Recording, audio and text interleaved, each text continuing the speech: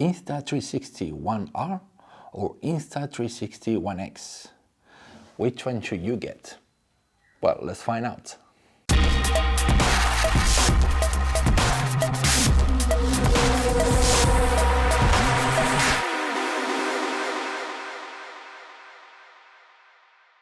So today I'm going to be reviewing these two 360 VR cameras. If you're new to the channel, my name is Gabi and I do a lot of gear and tech review.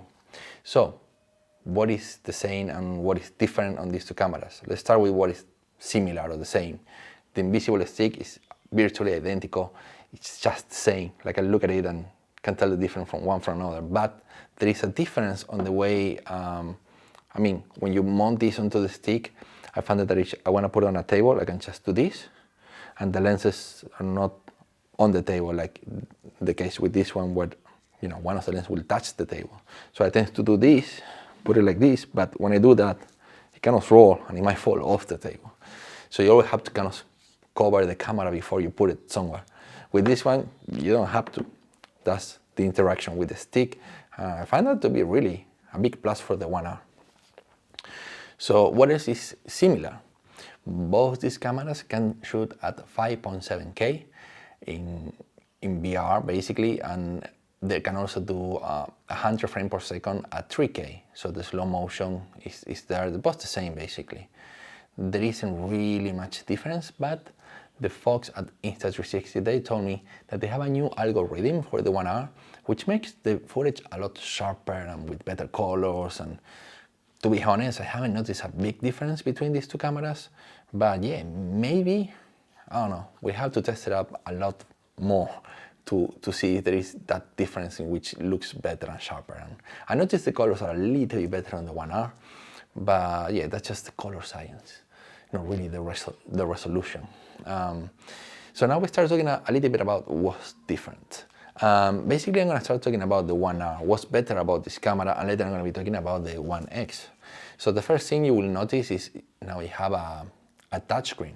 It's very small, very low resolution, but hey, it beats the hell out of the LCD screen, right? So you can now dial your settings on the screen, change like 5.7K to slow motion. There is quite a lot of things that you can do. There is also tracking. And you can now track something while you're recording, and that could be very interesting, depending on what you're doing, but it will save you a lot of time later on editing. Another thing that I found very useful is the voice commands. I know it may seem a little bit gimmicky, but remember, this is at the end of a stick, so it's far from you to be like touching the screen or whatever, and being able to command this with voice, pretty great. You just go start recording and start recording. You need to talk a little bit louder. Totally understandable, it's at the end of the stick.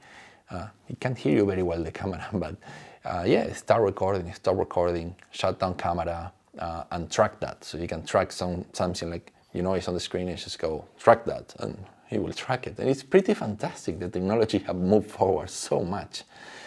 Another thing that is obviously an advantage on this is fully waterproof. You can just stick it into water.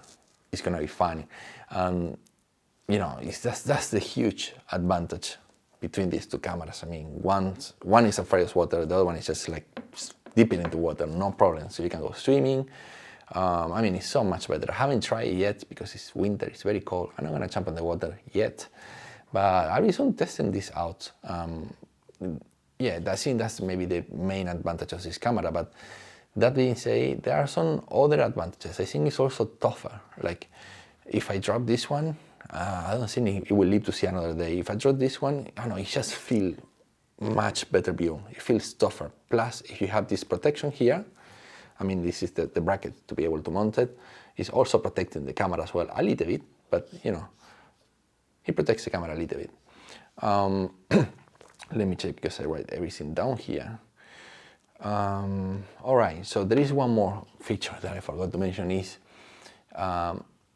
it's a modular system. Basically, you can go from 360 to GoPro, and I thought it was very gimmicky, and I might never use it, but I turned out to use this quite a lot because you can use it for blogging. This can be facing you, look yourself on the screen, so you can frame yourself, The slow motion on this is really good. I use it for time lapses. Time lapses looks fantastic with this camera. It's a 4K camera, it's pretty good, and keep this in mind. Now this camera, besides everything that is new about it, you also have the ability to connect to your Bluetooth devices like your AirPods. I haven't tried this yet, but I don't have AirPods because I'm an Android user, but if I can connect with some of my Bluetooth devices, I have quite a few. They're not AirPods, by the way, but if they can, well, that's a game changer. You can actually vlog with a VR camera. That's something unthinkable before because audio is so bad with the VR cameras, but now, well, you had a microphone, that's it. You can also connect a microphone through the Type-C port here on the side, and then mount it. They have like a little bracket that you can mount something like a Rode wireless Go. This is the microphone I'm using right now. Let me show you. So you will be able to basically mount this here somehow. So I don't have the bracket or the audio adapter yet, but yeah, that's something that I would be very interested in getting on and review it.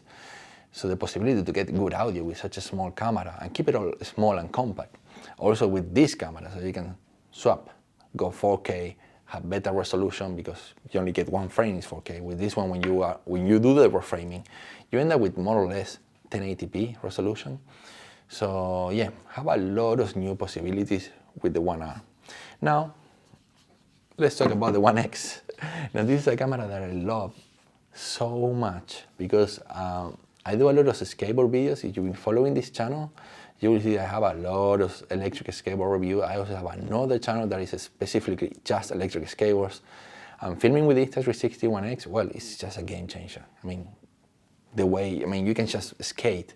You don't need to worry where the camera is. You just turn it around and do whatever you want, and the videos turn so awesome.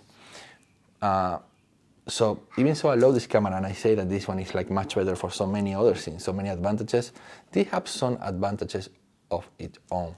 So it boots faster. So when you start the camera, this takes like, I don't know, like 6 to 7 seconds, this takes like maybe 4 seconds. When you push the record button, this immediately starts recording. It takes like maybe a second delay. This takes like a 3-4 second delay. It's just very slow. The same way you stop recording. This one stop and stop, this one stop, and you need to count like 1, 2, 3, and then stop. So the One R is a little bit slower than the One X. Besides that, when you're editing, I found out that the One R, the editing app is better. It's more advanced, you have more features, it's easier to use, but you need a powerful phone. So I have a Redmi Note 8 Pro, and this phone will not work with the One R, but it does work with the One X.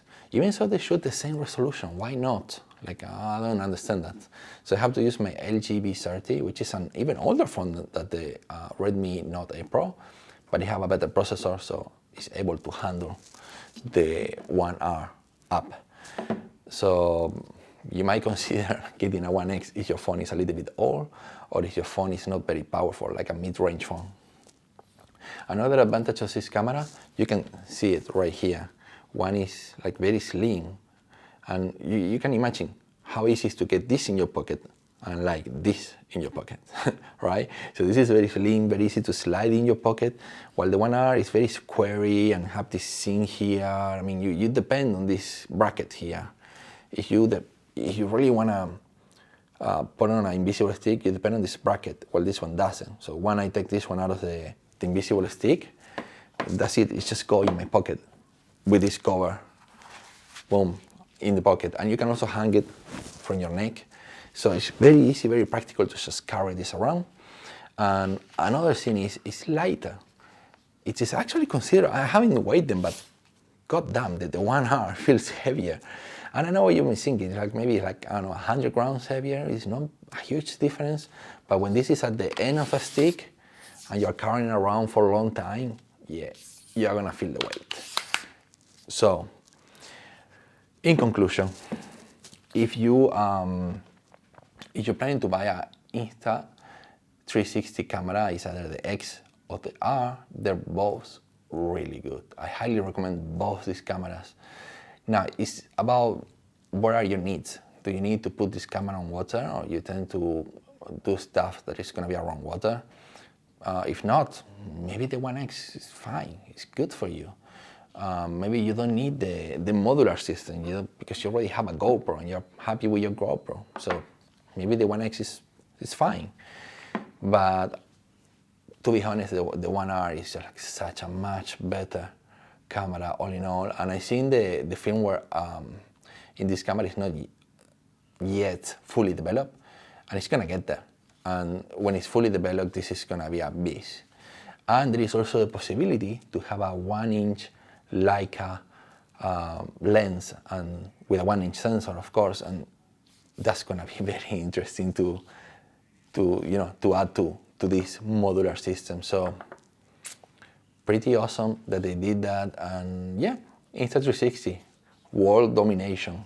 They're really, like, I can't consider any other 360 camera nowadays. I mean, there is the GoPro Max and some other cameras out there, but the practicality and the way the software works and interact with everything is fantastic. So both these cameras are great. It's up to you which one is best for you. My name is Gabi. You're watching Ray Studios, and I'll catch you up on the next video.